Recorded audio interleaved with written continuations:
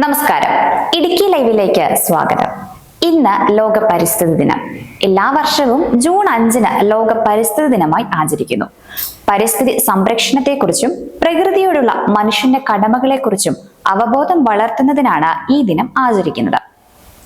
ഐക്യരാഷ്ട്രസഭയുടെ ആഭിമുഖ്യത്തിൽ 1974 മുതലാണ് ലോക പരിസ്ഥിതി ദിനം ആചരിച്ചു തുടങ്ങിയത്.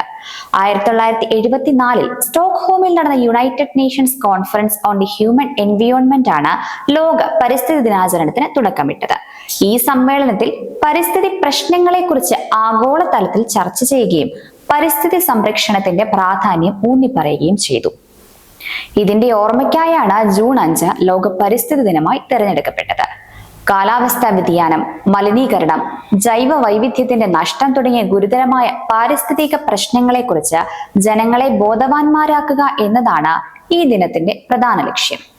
ഓരോ വർഷവും ഓരോ പ്രത്യേക വിഷയത്തെ അടിസ്ഥാനമാക്കിയാണ് ലോക പരിസ്ഥിതി ദിനം ആചരിക്കുന്നത്.